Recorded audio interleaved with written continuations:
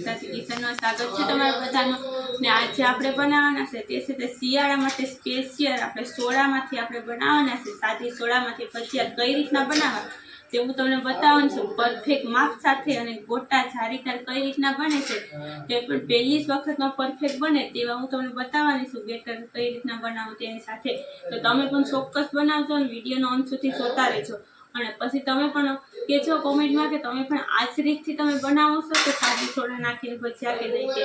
તો નવા હોય તો ચેનલને સબસ્ક્રાઈબ કરી દેજો અને લાઈક કરી દેજો અને કોમેન્ટમાં બતાવજો કે તમે આ જ રીતથી બનાવો કે નહીં ભજીયા। આજે આપણે છે તે ગોટા બનાવવાના છે શિયાળાના સ્પેશિયલ, તે આપણે સોડામાંથી બનાવવાના છે આ રીતના આપણે।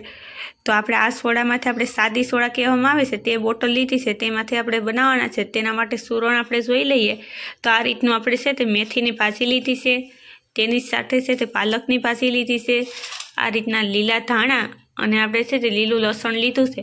હવે આપણે આગળની પ્રોસેસ કરશું કે કઈ રીતના આપણે કરવું ને તે, કેમ કે શિયાળા માટે તો ખાવાની મજા જ આવી છે આ રીતના સુરણ હોય એટલે।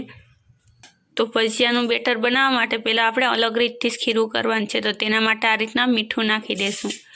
તે મીઠું આપણે સ્વાદ મુજબ નાખવાનું છે, તો આ રીતના આપણે છે તે 2 ચમચી જેટલું આપણે મીઠું નાખવાનું છે। તો આ રીતના મીઠું નાખ્યા બાદ તેની અંદર આપણે મરી નાખશું, કેમ કે મરીથી છે તે ભજીયા છે તે આસાનીથી પસી જશે, એટલા માટે જેથી કરીને કંઈ ગેસ કે કંઈ ના થાય એટલા માટે આ રીતના આપણે મરી નાખવાના છે।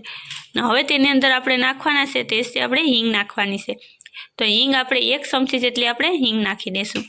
ને હવે આપણે તેની અંદર આપણે નાખવાના છે તે છે તે આપણે ખાવાનો સોડા અથવા સાજીના ફૂલ કે ઈનો કોઈ પણ વસ્તુ નાખી શકીએ। તો આપણે નાખવાના છે તે છે તે આપણે સાજીના ફૂલ નાખશું। તો સાજીના ફૂલ આપણે છે તે નાની ચમચી છે એટલે મેં 2 ચમચી જેટલા નાખ્યા છે, બાકી તમે વધારે પણ નાખી શકો છો। તો હવે છે તો આપણે સાજીના ફૂલ નાખ્યા બાદ હવે તેની અંદર આપણે લીંબુનો રસ નાખવાનો છે। તો આ રીતના આપણે છે તે લીંબુનો રસ છે તે આપણે ઓલરેડી કાઢીને જ રાખ્યો છે તે જ નાખી દઈશું, કેમ કે સાજીના ફૂલ નાખ્યા પછી તરત જ આપણે લીંબુનો રસ નાખીને મિક્સ કરી લેશું। તો આ રીતના આપણે છે તે મિક્સ કરવા માટેનું જે બ્લેન્ડર આવે છે તેનાથી જ આપણે મિક્સ કરવાના છે। તો આ રીતના સરસ મજાનું મિક્સ થઈ જાય પછી જ આપણે આગળની પ્રોસેસ કરવાની છે। તો હવે આ રીતના સરસ મજાનું મિક્સ થઈ જાય લીંબુ બધી નાખીને હવે તેની અંદર આપણે સાદી સોડા નાખવાની છે, જે અહીં આપણે છે તે આ લઈ ગયેલી છે તે સાદી સોડા। તો તે આપણે છે તે ઝાંચી નથી નાખવાની, આપણે થોડીક જ 1 ગ્લાસ જેટલી જ આપણે સાદી સોડા નાખવાની છે। અને હવે સરસ મજાનું મિક્સ કરી લઈએ। તો હવે આપણે તેની અંદર પાણી નાખી દઈશું સોડા નાખ્યા બાદ। તો આ રીતના જેટલું પાણી જોઈએ એટલું પાણી નાખી દેવાનું, પછી ખીરું થાય એટલે પછી તમને એમ લાગે કે હજી ઓછું છે પાણી તો તમે નાખી શકો છો। તો હવે આપણે સરસ મજાનું છે તે બેટર માટે થઈને આપણે રેડી કરી નાખ્યું છે મસાલા બધાય। તો હવે તેની અંદર આપણે છે તે ભાજીને એવું વસ્તુ નાખવાની છે। તો પહેલાં આપણે છે તે આ રીતના મેથીની ભાજી લીધી છે, તો તેને પણ આપણે છે તે સાફ કરીને નાખવાની છે। તો તેને આપણે નાખી દઈશું આ રીતે। તો મેથીની ભાજી નાખ્યા બાદ હવે તેની અંદર આપણે છે તે આ રીતના પાલકની ભાજી છે તે પણ લીધી છે, તે પણ આપણે પાણીમાં સાફ કરીને જ આપણે તેને નાખવાની છે। તો કેમ કે જો આ રીતના બધી વસ્તુ હોય છે તો જ છે તે આપણા ભજીયા છે તે એકદમ સરસ મજાના બને। તો આ રીતના તમે પણ ચોક્કસ બનાવશો, કેમ કે છોડાના ભજીયા બનાવો છો તો એકદમ ટેસ્ટી જ બને છે। તો હવે આપણે છે તેની અંદર આપણે નાખવાનું છે પાલક નાખ્યા બાદ હવે લીલા ધાણા નાખી દઈશું, તે આપણે ઓલરેડી સમારીને જ રાખેલા હતા। તો હવે તેને નાખ્યા બાદ હવે તેની અંદર આપણે જે મરચાં આવે છે તેને આપણે કટકી કરીને રાખ્યા છે। તો ઝીણી સમારેલી મરચીને કટકી કરી નાખો એટલે એકદમ ટેસ્ટી એવી જ લાગે છે। તો તે નાખ્યા બાદ હવે તેની અંદર આપણે લીલું લસણ નાખવાનું છે, તો લીલું લસણ છે તે પણ આપણે નાખી દઈશું। આ રીતના બધી વસ્તુને નાખ્યા બાદ સરસ મજાનું મિક્સ કરવાનું છે, તે અને આપણે હાથની મદદથી મિક્સ કરશું। તો કેમ કે આપણે બધી આ રીતના છે તે સોડાની સાથે એકદમ મિક્સ થઈ જાય પછી જ આપણે છે તે આગળની પ્રોસેસ કરવાની છે, ત્યાં સુધી કાંઈ નથી કરવાની। તો આ રીતના સરસ મજાનું મિક્સ કરી લઈએ। તો બધી વસ્તુ છે તે સરસ મજાની મિક્સ થઈ ગઈ, તો હવે તેની અંદર ચણાનો લોટ નાખવાનો છે। તો આ રીતના આપણે છે તે ચણાનો લોટ નાખી દઈશું ને પછી જ આપણે આગળનું કેવું બેટર કરવું તે હું તમને બતાવીશ।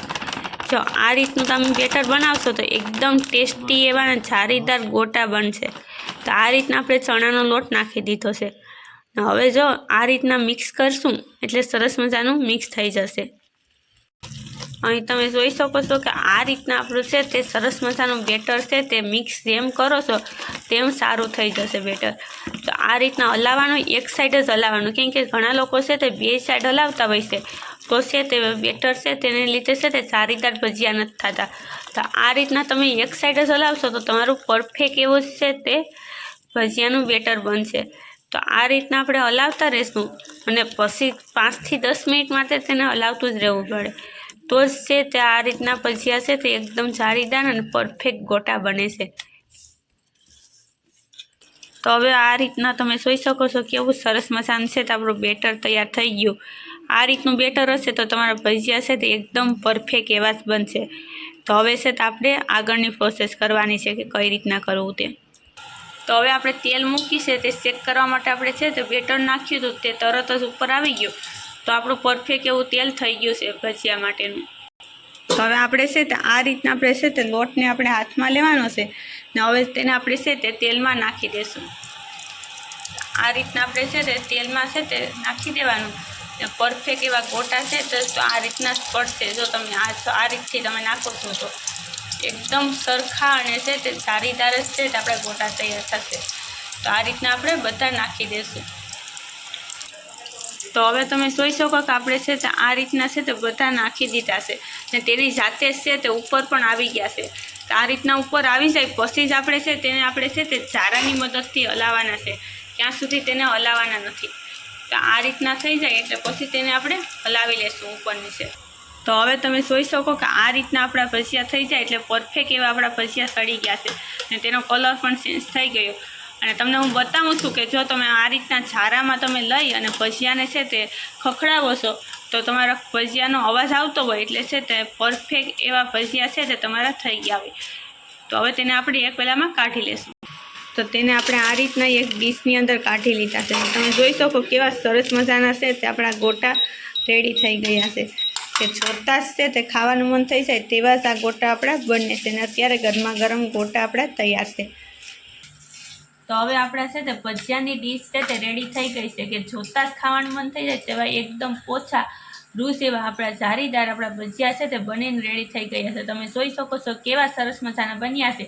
તો તમે પણ ચોક્કસ બનાવશો તો ચટણી સાથે છે, સોસ સાથે પણ તમે ખાઈ શકો છો કે દહીં સાથે ખાઈ શકાય તેવા આપણા ભજીયા બનીને રેડી છે. તો તમે પણ ચોક્કસ બનાવશો. નવા હોય તો ચેનલને સબસ્ક્રાઈબ કરી દેજો, લાઇક કરી દેજો અને કોમેન્ટમાં બતાવશો તમે આ જ રીતથી તમે બેટર બનાવીને બનાવો છો કે નહીં ભજીયા છે.